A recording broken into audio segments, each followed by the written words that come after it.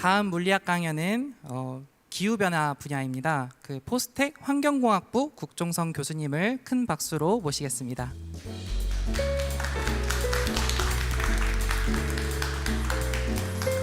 안녕하세요.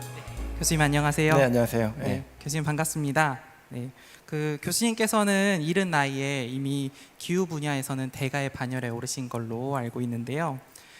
여기 오신 분들이나 혹은 이제 온라인으로 시청하시는 분들 중에서 나도 장래 교수님처럼 훌륭한 기후학자가 되겠다 하는 꿈을 가지고 계신 분들이 많을 것 같아요.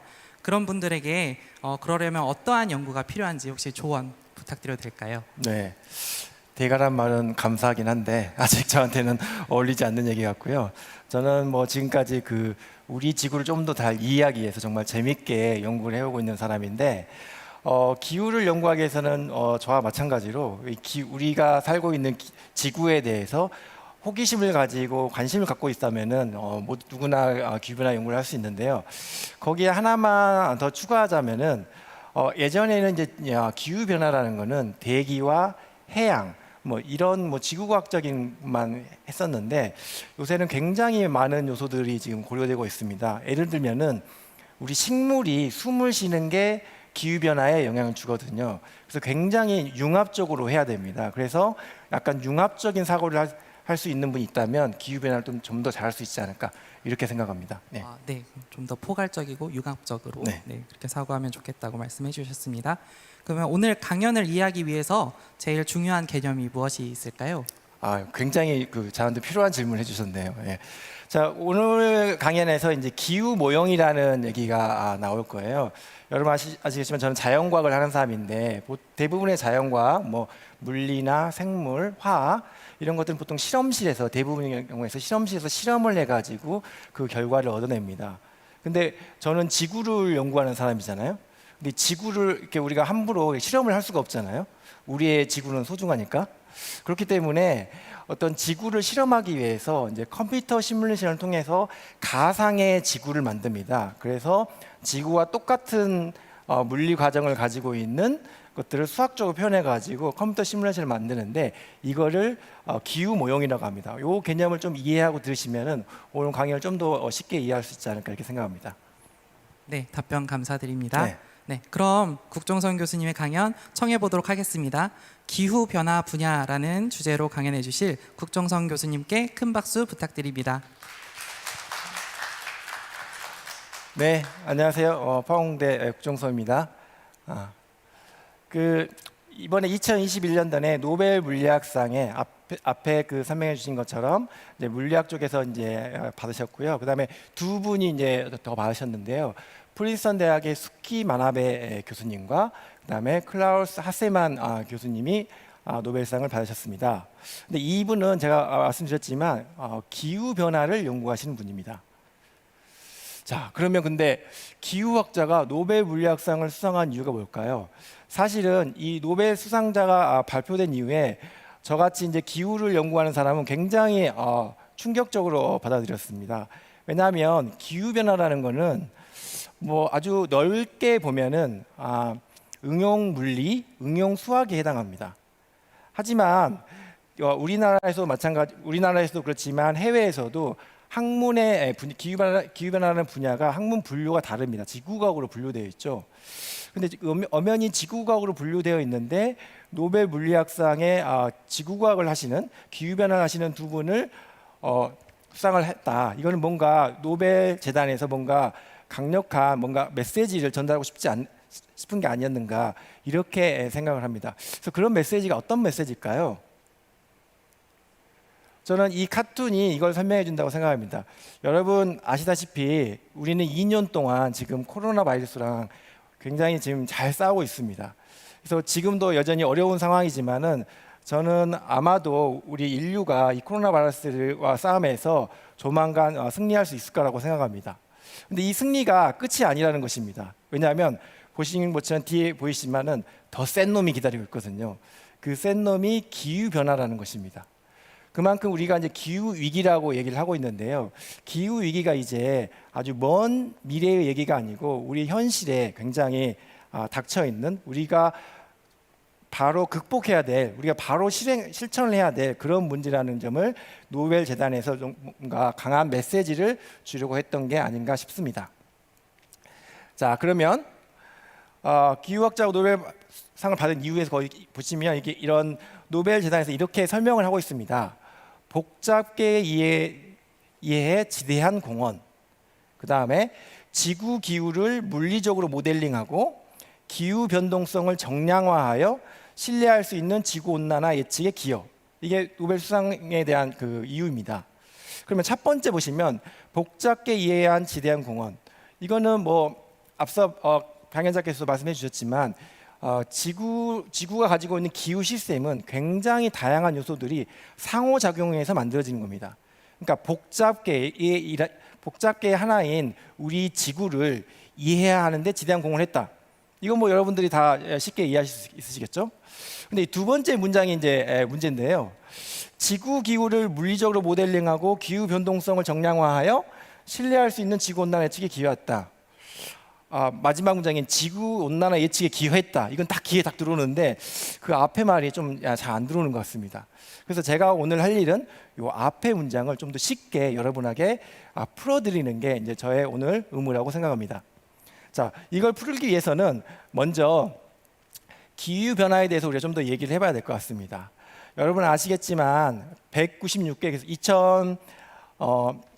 2015년에 196개국의 국가에서 모여서 파리 기후협약을 맺었습니다. 이 파리 기후협약의 가장 핵심 숫자가 있는데요. 그거는 2도씨라는 겁니다. 무슨 말이냐? 산업화 이전의 지구 온도에 비해서 지구의 온도를 2도씨 미만으로만 높이려고 하는데 최대한 노력을 하자. 이게 이 파리 협약의 핵심 내용입니다. 근데 여러분 그러면 우리가 여기서 의심을 해봐야 돼요. 왜 2도일까요? 왜 3도면 안 될까요? 여러분 생각해 보세요. 2도 하기 위해서 우리가 지금 탄소 중립을 선언하고 엄청난 우리가 그 경제적으로 부담을 가지면서 탄소를 저감하기 노력을 해야 됩니다. 그런데 3도라면은 전 세계의 기후의 전략이 좀 달라지지 않을까요? 훨씬 더 우리가 시간을 가지고 좀 더 자연스럽게 우리가 그 기후 변화에 대한 대응을 할 수 있지 않을까요? 이러한 2도씨 결론이 나왔다는 것은 우리가 2도씨인 지구와 3도씨인 지구를 누군가가 예측을 해보고 3도씨 돼선 절대 안 돼. 2도씨 정도로 맞춰줘야 돼. 이런 걸 했다는 거 아닐까요? 여기서 질문이 있죠. 그럼 2도씨 지구를 우리는 어떻게 아는 걸까요? 우리는 가본 적이 없는데. 자, 그 올해 2021년도에 IPCC 기후변화 6차 보고서가 발간이 되었습니다. IPCC 보고서는 현재의 기후변화가 어떻게 진행이 되고 있고 미래에는 어떻게 될 것인지를 전망하는 보고서입니다. 근데 예를 들면 이런 건데요. 보시는 바와 같이 이제 지구의 온도가 이렇게 올라가는데 예를 들어서 이 색깔처럼 우리가 2050년 정도에 탄소 중립을 딱 지키게 되면은 지구의 온도가 이 정도로 2도씨 미만으로 유지될 수 있는데 지금과 같은 속도로 그 온실가스를 배출하고 있으면은 지구의 온도가 약 5도까지 올라갈 수 있다는 걸 의미합니다. 자, 이거 내용도 자체도 재밌긴 하지만 여기서 이 질문은 그러면 이걸 어떻게 예측한 거죠? 이산화탄소가 이렇게 증가하면은 지구 온도가 이렇게 증가한다. 이걸 어떻게 알게 되는 거죠? 그거는 기후 모형을 이용해서입니다. 자, 기후를 예측한다. 기후 변화를 예측한다. 이 말은 여러분 생각해 보시면 미래를 예측한다는 것입니다.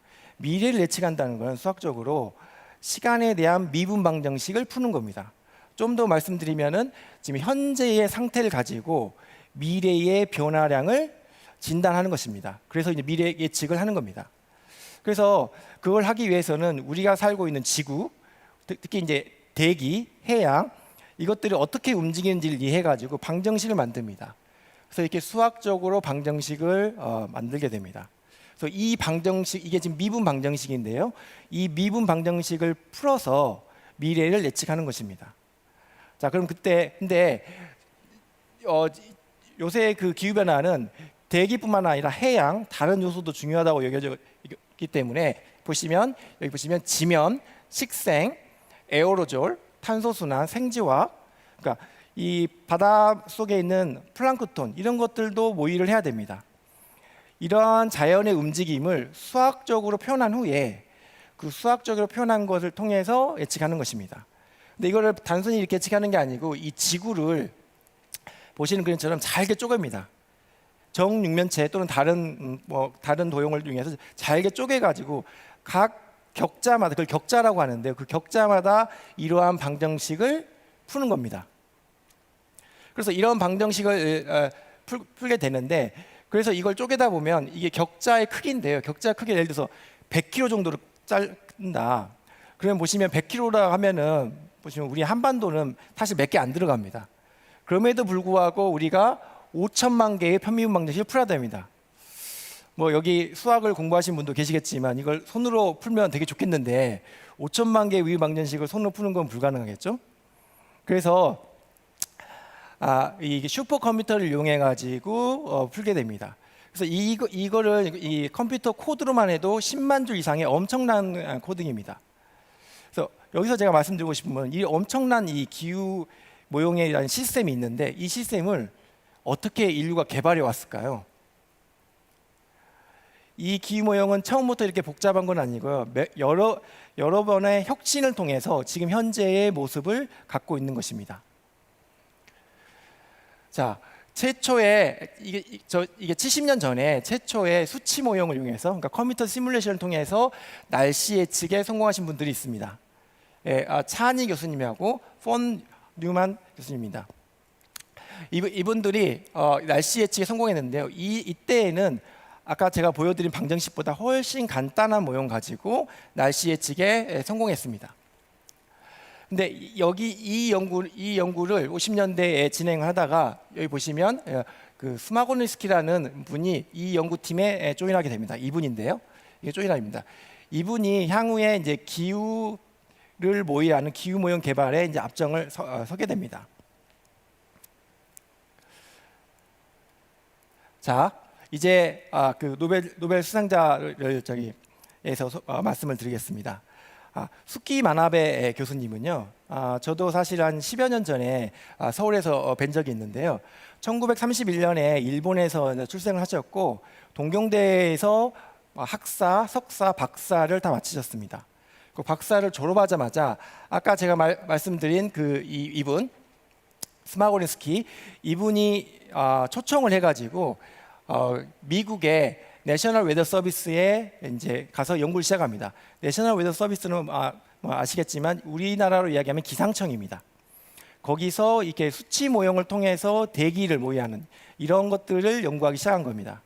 그래서 1963년에 프린스턴 지구물리 유체 연구소를 옮겨가지고 평생을 지금까지도 그곳에서 연구를 하고 계십니다. 자, 이분의 업적에 대해서 좀 소개해드리려고 그래요. 자, 이분이 뭘 하셨냐면 1965년에 세계 최초로 3차원 대기 대순환 모형을 개발했습니다. 대기 대순환 모형이라는 말이 좀 어려울 수 있는데요. 이 대기에 대한 수치 모형인데 아까 제가 말씀드린 그 방정식 있죠? 그 방정식을 전 지구적으로 푸는 모형을 대기 대순환 모형이라고 합니다.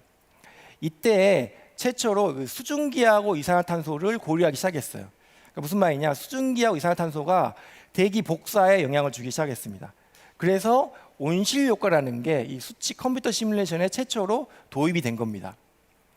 그다음에 1969년에 기후 모의에 새로운 지평이 열렸습니다. 이제까지는 대부분의 수치 모형은 대기만 중점적으로 했는데 지금은 굉장히 당연하게 해양과 대기를 같이 모양이 됐지만 최초로 1969년에 마나베 교수님이 대기와 해양의 상호작용을 고려한 수치 모형을 개발하셨습니다. 그 다음에 1974년에 대기 대순환 모형은 업그레이드가 됐는데요.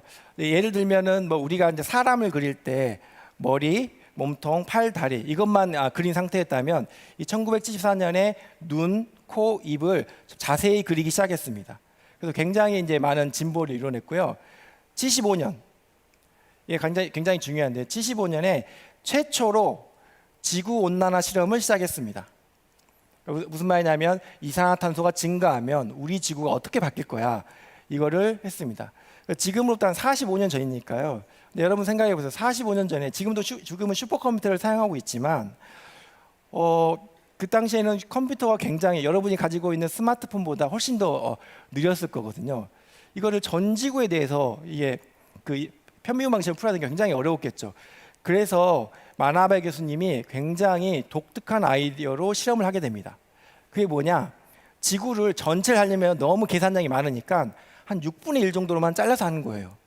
그러니까 남반구, 북반구 있는데 북반구만 하고, 그다음에 경도가 0도부터 360도 있는데 그 중에 한 3분의 1인 이것만 해서 최초의 기후변화 실험을 성공적으로 수행하게 됩니다. 그래서 스키 마나베 교수님의 업적은 이렇게 초기 기후변화를 주도했기 때문에 초기에 기후변화가 되면 지구가 어떻게 될 것인지 여기에 대한 연구를 많이 하셨습니다. 첫 번째가 그 중에서 몇 개만 소개해드리면요. 첫 번째가 CO2 농도가 2배 증가하면은 지표 온도가 한 2.4도 상승할 것이다, 이렇게 예측을 했어요. 이 당시에 다른 방식으로 예측해 보니까 이산화탄소 증가하면 한 1도 정도 증가할 거야, 이런 예측이 대세였거든요. 근데 최초로 이 대기 대수란 모형을 이용해 가지고 기후변화 실험을 한 겁니다. 근데 현대 기후의 모형 추정치를 보면 약 2.5도에서 4.5도 정도입니까? 그러니까 그 당시에 지금 45년 전인 걸 생각해 보면 얼마나 이분들이 탁월한 그 식견을 가지고 예측을 했는지 우리가 알 수가 있습니다. 두 번째로 마나베 교수님이 이제 발견한 주요한 업적 중에 하나가 CO2 농도가 증가하면 우리가 알듯이 지면의 온도는 증가합니다. 근데 마나베 교수님이 예견을 하셨어요. 성층권 온도는 떨어질 것이다. 근데 그때 당시에는 성층권을 관측할 수가 없었어요. 그래서 그냥 추정을 한 겁니다. 아마 그럴 거야 라고 한 겁니다. 근데 수십 년 후에 실제로 관측을 해보니까 실제로 온도가 떨어진다는 것입니다. 보통 자연과학은 먼저 발견을 한 다음에 그거의 원인을 설명하는데, 이 경우에는 먼저 예견을 하고 그걸 관측으로 다시 증명하는 굉장히 좀 반대의 상황으로 된 거죠. 그만큼 이 통찰력이 강하다는 것입니다. 그럼 이게 왜 중요하느냐? 여러분 지금은 그렇게 많지는 않은데 예전에 그 기후 회의론자라고 많습니다. 기후 변화에 대해서 의심을 품는 사람들이 많았습니다. 미국의 전 대통령인 트럼프 대통령이 그런 분들 중에 한 명이었죠. 근데 그분들 중에 주요 논거 중에 하나는 뭐냐면, 기후 변화는 이산화탄소 때문에 지구 온도가 올라가는 게 아니야. 태양 활동, 태양열이 많이 와가지고 태양의 변화가 있으니까 그것 때문에 온도가 올라가는 거야라고 주장하시는 분들이 있었어요. 근데 45년 전에 그게 아니라는 것이 증명이 된 겁니다. 왜냐하면 태양 활동 때문에 지구의 온도가 올라간다면 성층권, 오존이 있는 성층권도 온도가 같이 올라가야 됩니다. 하지만 온도가 반대로 간다는 것은 태양 활동 때문에 지금 온도가 올라가는 게 아니라는 얘기죠. 마지막으로 CO2 농도가 증가되면은 여러분 북극곰의 눈물 혹시 들어보셨나요? 그러니까 이 지구 온난화가 되면은 북극 지역의 온도가 제일 민감하게 바뀐다, 이런 것도 마나베 교수님이 제시하셨습니다. 자, 다음으로 이제 그 하세만 교수님에 대해서 말씀드릴 텐데요. 하세만 교수님은 1931년에 독일에서 출생하셨는데요. 마나베 교수님과 동갑이십니다. 그래서 이제 그 독일에서 함부르크 대학에서 이제 물리학 박사를 받고, 그리고 함부르크 미국에서 좀 왔다 갔다 하시긴 하셨지만 함부르크 대학에서 쭉 연구를 하셨고요. 그래서 근데 그 기후 변화 연구를 주도하는 독일에 MPI 기상 연구소가 있습니다. 그 연구소에서 초대 소장으로 취임하신 다음에 은퇴하시기 전 1999년까지 소장을 역임하셔서 기후 변화 발전에 많은 공헌을 하셨습니다. 이분이 한 업적을 제가 크게 두 가지로만 설명해 드릴 건데요. 첫 번째 업적이 기후 예측성 연구의 토대를 마련했다는 것입니다. 이걸 좀 더 쉽게 말씀드리면은 기후가 과연 예측 가능한가? 여기에 대한 답을 주셨다는 겁니다. 자, 생각해 보겠습니다. 오늘 좀 날씨가 추운데요. 여러분 아시겠지만 하루하루의 온도를 보면은 오늘보다 내일이 5도가 올라갈 때도 있고, 또 내일보다 모레가 5도가 떨어질 수가 있습니다. 그러니까 하루하루 온도와의 변화가 굉장히 큽니다. 근데 이런 사실을 생각해 보면 우리 기후 변화를 예측해야 되는 사람한테는 굉장히 절망에 빠질 수가 있습니다. 왜냐하면 기후 변화를 예측한다는 것은 저 먼 100년 후에 이게 1도가 올라갈까? 2도가 올라갈까? 이런 거를 예측하고 있는데 하루만 해도 이렇게 5도씩 막 바뀌는데 이게 과연 예측이 가능할 걸까요? 여기에 대한 힌트를 할세만 교수님이 제시하셨습니다. 보시는 첫 번째 위에 그림이 그냥 죄송합니다. 그냥 날씨라고 생각하시면 될 것 같아요. 편하게 날씨 보시면 굉장히 무질서하게 굉장히 왔다 갔다 하죠. 이렇게 되어 있습니다. 근데 이러한 무질서 신호가 있지만 그걸 우리가 수학적으로 예를 들어서 이것들 수학적으로 적분하게 되면 미분 방정식을 풀게 되면 적분을 하게 되면은 이와 같은 굉장히 좀 더 긴 규모의 운동을 볼 수가 있습니다. 이걸 우리가 다시 제가 쉽게 말씀드리면 이게 대기라면 이게 해양이라고 생각하실 수 있습니다. 자, 보시면 이게 해양의 이 x라는 게 해양의 변동인데요. 이 대기가 아무리 해양한테 이르지만 해양은 천천히 바뀌기 때문에 이것들을 적분한 결과가 해양에 나타난다는 거죠. 그래서 이 해양을 보면은 우리가 미래를 볼 수가 있다. 그래서 이걸 좀 더 적분하면 이렇게 아주 긴 시간으로 기후 변화도 예측할 수 있다는 겁니다. 이거는 아인슈타인의 브라운 운동 개념을 기후 연구에 그 당시에 이제 적용을 한 건데요. 무작위적인 날씨의 변동이 있는데 이게 느리게 변하는 기후 변동을 유발한다는 것입니다. 그러니까 해양이 이렇게 천천히 바뀌기 때문에 기후 변동하고 변화가 예측 가능하다는 것입니다. 그래서 해양과 대기의 상호작용에 연구를 토대를 마련했다고 할 수 있습니다. 이걸 좀 더 쉽게 제가 한번 풀어보려고 해요. 자, 여러분 엘니뇨하고 라니냐 들어보셨죠? 태평양의 해수면 온도가 올라가고 낮아가는 걸 엘니뇨 라니냐라고 합니다. 근데 엘니뇨와 라니냐는 우리가 잘 알고 있는 거는 대기와 해양의 상호작용에 의해서 만들어집니다. 자, 어떻게 상호작용하는지 제가 예를 들어볼게요. 자, 대기와 해양은 서로 커뮤니케이션을 합니다. 서로 대화를 해요. 물론 말로 하진 않지만. 네? 그래서 대기는 열대의 대기는 굉장히 빠르게 움직입니다. 그래서 해양한테 시그널을 줍니다. 자, 엘니뇨를 발달시켜. 그 다음 라니냐를 발달시켜. 이렇게 빠르게 엘니뇨 발달시켜, 라니냐 발달시켜, 엘니뇨 이렇게 빠르게 얘기를 합니다.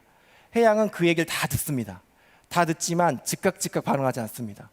이것들을 모으고 모아서 종합적으로 반응을 하게 됩니다. 종합적으로 반응해서 충분한 시그널이 모였다고 생각하면 드디어 해양이 움직이기 시작합니다. 그래서 해양이 엘니뇨로 가겠다고 결정을 합니다. 그러면 이제 대기한테 이야기합니다. 나는 엘니뇨로 갈 거야. 너도 따라와. 그렇게 되면 해양이 먼저 움직이면은 대기가 그 해양의 움직임을 따라갑니다. 그래서 엘니뇨를 더 발전시킬 수 있는 시그널을 계속 더 주게 됩니다. 물론 그 중에 대기 중에 항상 그렇지만 말 안 듣는 놈들이 있습니다. 그래서 반대로 작용을 하지만 대부분의 다수가 대기가 이렇게 따라주깁니다. 그렇게 해서 엘니뇨가 쭉 발달하는 것입니다. 이러한 시그널을 통해서 그럼 우리는 엘니뇨 시기에 한반도가 따뜻하다는 걸 알고 있거든요. 그래서 저 멀리에 있는 열대 대기의 시그널에 의해서 둘 사이의 의견 교환에 의해서 엘니뇨가 결정되면 우리는 열심히 그 해양을 들여다보고 있다가 어느 정도 시그널이 보이려고 하면 우리는 그렇게 예측을 합니다. 올해 겨울은 엘니뇨가 올 거니까 따뜻할 거야. 이런 식으로 기후 변화에 예측을 한다는 것입니다. 자, 두 번째로 할세만 교수님의 업적은 기후 변화 감지에 대해서 이제 연구를 하셨다는 건데요. 기후 변화 감지가 이제 설명드리기 위해서 제가 간단히 말씀드리면 이게 올해 10월에 그 뉴스들인데요. 보시면 10월에 32도라니 110년 만에 이상 고온. 그 다음에 64년 만에 10월 한파가 온다. 그러니까 불과 2주 차이인데 이렇게 차이가 엄청 많이 나는 거예요. 근데 여기에 대해서 언론들은 대부분의 언론들 어떻게 생각하냐면 이런 이상 기후들은 기후 변화 때문이야. 그러면 우리들은 다 이제 이렇게 이해를 합니다. 그죠? 근데 여기서 질문이 있어요. 정말로 최근에 발생하는 이상 기후들은 다 기후 변화 때문일까요? 근데 여러분이 좀 자세히 생각해 보시면 110년 만에 이상 고온, 64년 만에 한파. 요 얘기는 다시 거꾸로 얘기해 보면 64년 전에 이만한 한파가 왔다는 거예요. 그러니까 그 당시에도 이런 이상 기후가 발생했다는 거죠. 자, 기후 변화 감지라는 거는 어떤 걸 하냐면은 이런 이상 고온이 나타나면은 이상 고온은 항상 있을 수 있지만 기후 변화 때문에 이러한 이상 고온이 발생할 확률이 원래는 이 정도였는데 그거의 5배의 확률로 발생할 수 있어. 이런 얘기를 전해주는 겁니다. 이게 왜 중요하냐? 왜냐하면 예를 들어서 이거는 우리 기후를 정책에 반영하는 데 굉장히 중요한데요. 여러분 예를 들어서 이제 방파제를 세울 때 계획적으로 세웁니다. 그래서 해일이 오는데 약 50년 또는 100년 만에 해일을 좀 막을 수 있을 정도 방파제를 세웁니다. 근데 기후변화 감지를 해보니까 그게 원래 100년 만이었는데 기후변화가 되면서 이 확률이 5배로 증가한 거예요. 그래서 20년 만에 한 번 오는 거예요.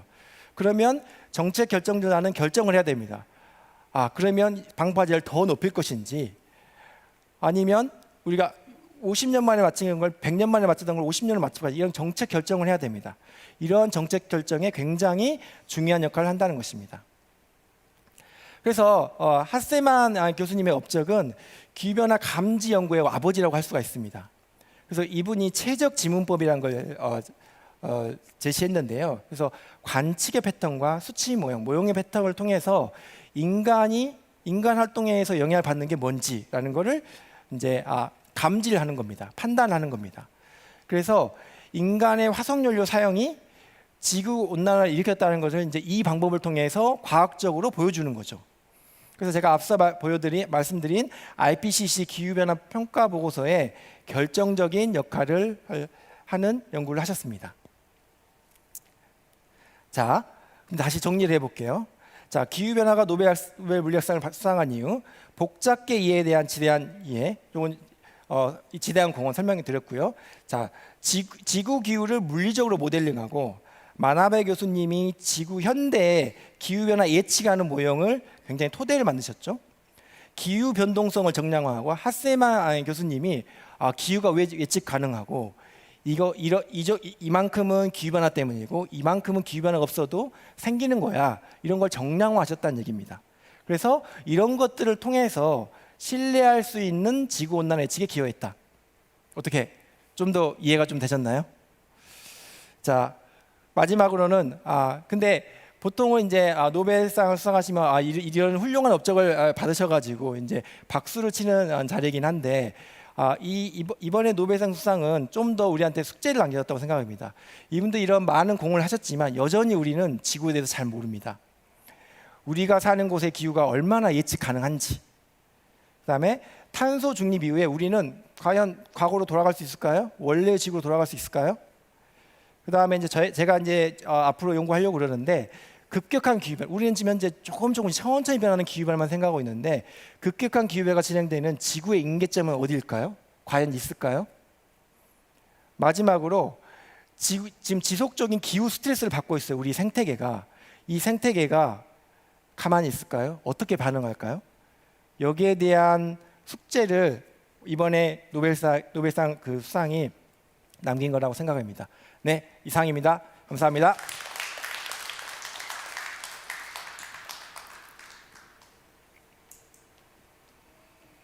네, 아주 멋진 강연 해주신 국정선 교수님께 다시 한번 큰 박수 부탁드립니다. 네, 감사합니다. 네, 그러면 이쪽으로 자리를 옮겨서 질의응답 시간을 가지도록 하겠습니다.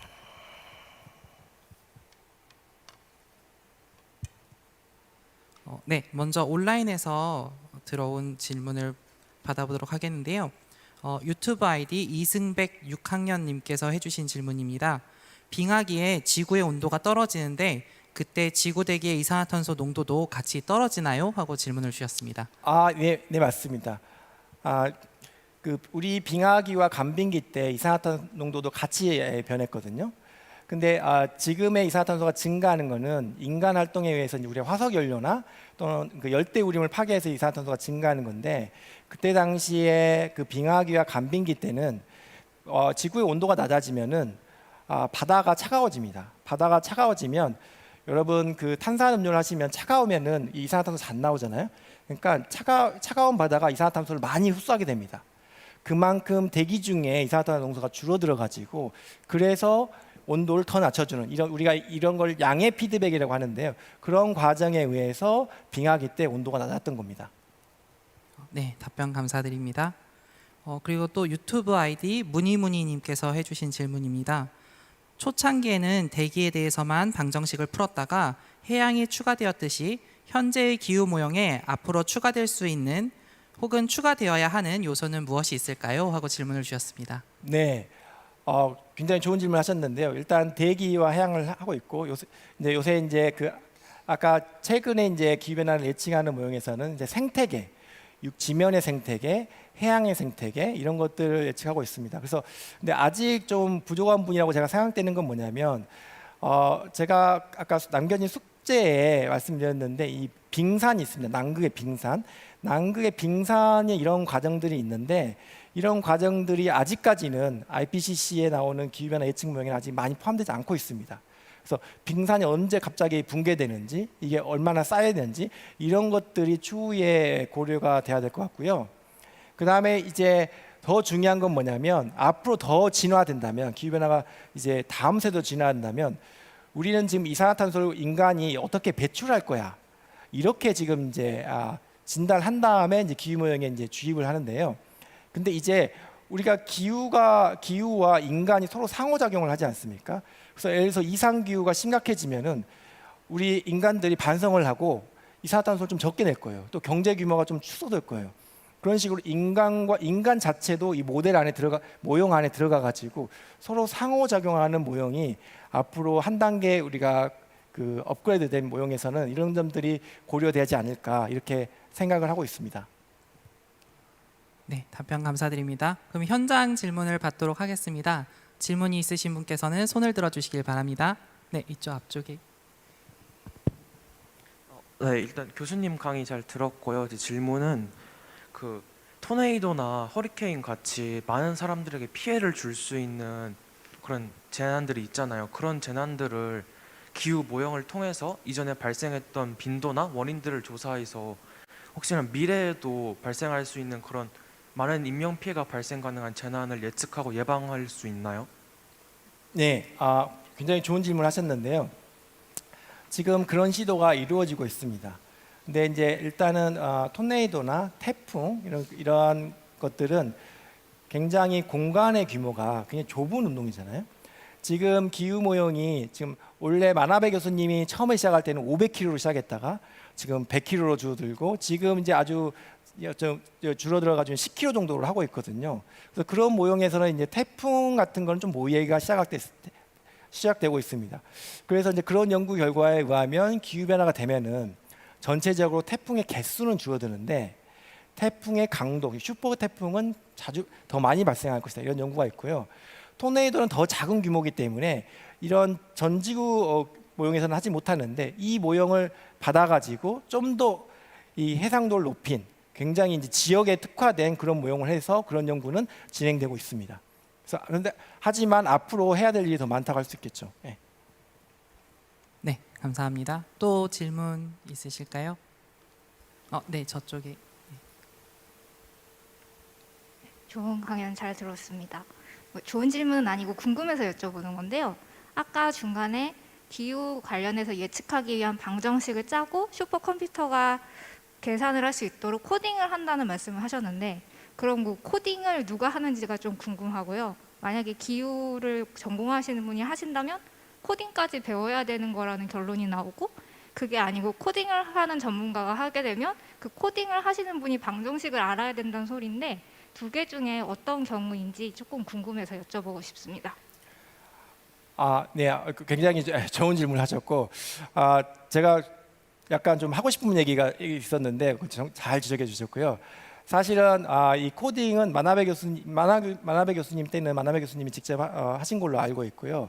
근데 이제 선진국에서는 이게 굉장히 이제 컴퓨터 언어가 또 발달해 가니까 선진국에서는 이제 기후 모델링을 하면 이렇게 그 과학을 하시는 분하고 이걸 직접적으로 컴퓨터로 이제 코딩을 하시는 분들이 좀 분리되어서 연구를 하는 경향이 같이 협업을 하지만 분업을 하는 경향이 있었습니다. 그런데 우리나라는 아직까지 이것들이 잘 분업이 잘 안 되고 있습니다. 그래서 기후 변화를 하고 있는 예를 들어서 저희 그 대학원의 학생들은 사이언스도 알아야 되고 코딩도 알아야 되고 그다음에 그 데이터를 잘 분석할 수 있는 어떤 빅데이터에 대한 분석 방법도 알아야 되고 좀 약간 만능이 돼야 되는 하지만 우리 학생들은 여전히 잘하고 있습니다. 그래서 근데 앞으로 제가 생각에 앞으로 좀 더 이제 기후 모형이 좀 더 복잡해지고 정말로 또 컴퓨터가 엄청 발달해진다면 그게 좀 어느 정도 한계가 있을 거라고 생각합니다. 그래서 우리나라에서도 그런 것들이 좀 분업화될 수 있는 시스템이 잘 정착이 됐으면 우리가 또 기후 모형 개발에 좀 더 좀 앞장설 수 있지 않을까 이렇게 한번 생각해 봅니다. 제가 이런 이야기를 할 수 있게 질문해 주셔서 감사합니다. 네, 감사합니다. 또 질문 있으신 분 계시면 손을 들어주시기 바랍니다. 네, 저쪽 끝에 쪽에 앉으신 네, 손 높이 들어주시기. 네. 좋은 얘기 잘 들었는데요. 복잡계라는 게 초기에 작은 변화량이 결국엔 큰 변화를 이끌어내는 거잖아요. 저희가 중국에서 발생한 0.1 마이크로그램짜리의 단백질 조각 때문에 전 세계가 초토화된 것처럼 굉장히 작은 요인이 결국엔 엄청나게 큰 변화를 일으킬 수 있다고 보는데, 예를 들어서 어떤 바다에 서식하는 플랑크톤이 전 세계의 기후를 바꿔버릴 수도 있고, 그렇다고 생각을 하는데 교수님께서는 어떤 요인들이 있고 그 작은 요인들이 작은 요인들이 있으니까 지금 기구에서 예측하고 있는 시나리오가 있잖아요.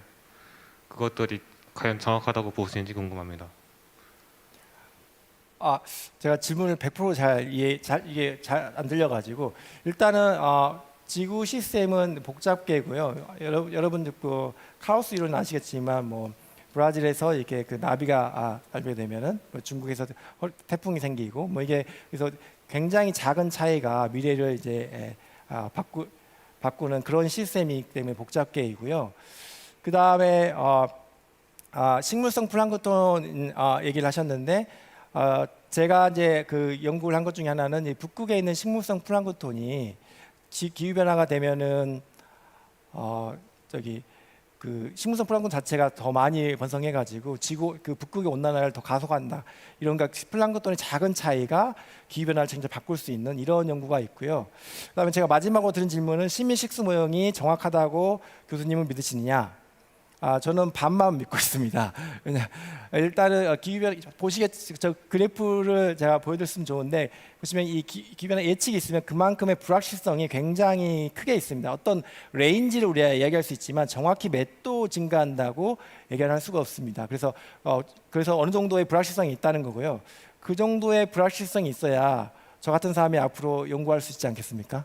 네. 그러면은 어떤 요인들이 더 추가되어야 되는지 궁금합니다. 일단 어떤 요인이 아까 대해서는 뭐 새로운 요인도 추가해야 되지만 지금 가지고 있는 요인에 대해서도 우리가 정확히 잘 모르는 게 있습니다. 그러니까 예를 들어서 기후 변화가 되면은 이제 비가 오는데 이 기후 변화가 되면 구름이 늘어날까요, 줄어들까요? 또 구름이 늘어난다고 치면 구름의 높이가 위에 구름이 많이 증가할까요, 아래 구름이 많이 증가할까요? 이거에 따라서 기후변화의 온도의 차이가 굉장히 큽니다. 예를 들어서 저 높이 있는 구름이 증가하게 되면은 지구의 온난화가 더 빨라질 거고요. 밑에 있는 구름이 증가하면은 지구의 온도가 좀 더 느리게 증가할 것입니다. 그러니까 이런 디테일의 차이에 의해서 기후변화의 어떤 속도가 달라지기 때문에 이런 것들을 우리가 정확히 이해를 해야만이 우리가 기후변화를 좀 더 정확하게 예측할 수 있다는 거죠. 우리가 앞으로 해야 될 일이 많다는 거죠. 네, 잘 들었습니다. 답변 감사합니다. 네, 감사합니다. 또 질문. 네, 여기 앞쪽에. 이거는 제가 약간 개인적으로 궁금한 건데, 아까 IPCC 보고서인가에도 보면은 기후 모형을 통해서 예측한 값들이 나오잖아요. 그런 값들은 가장 최근의 값들을 사용하는 건가요? 아니면 그 보고서가 발간될 때까지의 여러 번 측정을 해서 평균이나 중간값을 사용하는지 일단 그게 궁금하고요. 그리고 이번에 코로나19 같이 인간의 활동에 영향을 줘서 약간 기후 모형 예측에 약간 변동을 줄 수 있는 요인들이 생긴다면 그런 것들은 바로 이렇게 적용이 돼서 그 예측을 하는 것인지 아니면은 어느 정도 시간이 좀 걸리는지 그런 게 좀 궁금합니다. 네. 굉장히 좋은 질문 하셨고요. 기후변화 보고서가 지금 6차까지 만들어지고 있는데 각 차의 분석을 하기 위해서 그냥 단순하게 그냥 데이터를 모으는 게 아니고요. 전 세계에 있는 기후를 연구하는 그룹 또는 국가에서 6차 보고서를 위한 기후변화 시나리오를 이제 만들어냅니다. 우리나라에서도 하고 있고요.